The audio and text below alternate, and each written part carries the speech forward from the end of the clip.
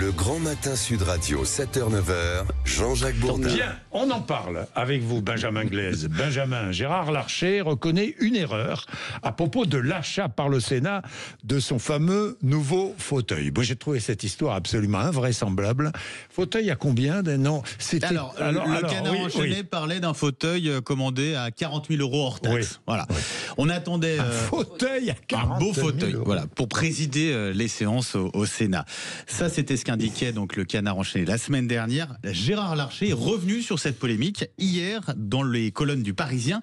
Le président du Sénat reconnaît une erreur. On ne peut pas prôner la réduction des dépenses et ne pas se l'appliquer à soi-même, c'est ce qu'il dit. Oui. Il a tenu également à rectifier l'information du Canard enchaîné. Ce n'était pas 40 000 euros pour un fauteuil, mais 34 000 pour 2 fauteuils et un prototype. Une somme qu'il justifie. Le mobilier du Sénat, une histoire et donc un coût. Gérard Larcher dit qu'il n'avait pas été informé de cette commande. Il a donc demandé à ce qu'une enquête soit lancée. Il dit attendre par ailleurs de l'administration du Sénat un changement de pratique. Oui, ça vous fait réagir? Attendez, on peut tirer sur Larcher, sur les dépenses somptuaires, mais il me semble que le fauteuil, s'il s'agit bien de celui-là, du président de l'Assemblée, du Sénat, ça doit être un fauteuil, j'allais dire classé. De compétition. Non, c'est pas de compétition. Non, mais je rigole pas. Non, mais je rigole. Non, c'est pas ça seulement. C'est que ça répond à des. C'est un mobilier classé. À des normes de sécurité. Non, j'imagine. Non, mais vous rigolez. Non, mais on rigole. Non, mais pour le coup, non, mais je trouve ça extravagant le prix.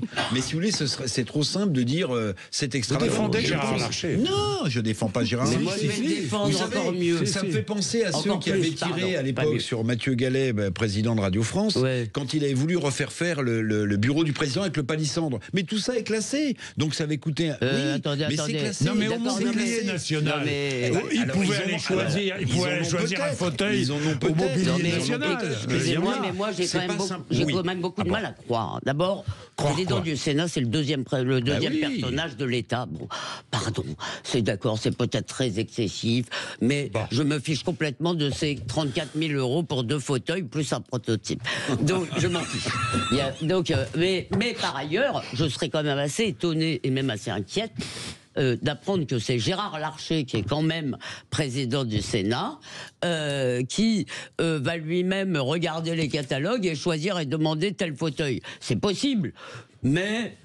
Je le sens pas comme un adepte absolu de la décoration. Elisabeth est dans mon camp. Et vous, Chloé, qu'est-ce que vous en pensez? Moi, je pense que pour des sommes pareilles, dans un moment où on demande des efforts aux Français, il faut faire un tout petit peu attention. En plus, franchement, je pense que si on commence à gratter dans les dépenses du Sénat, des histoires du type de ce fauteuil, on va en trouver plus d'une.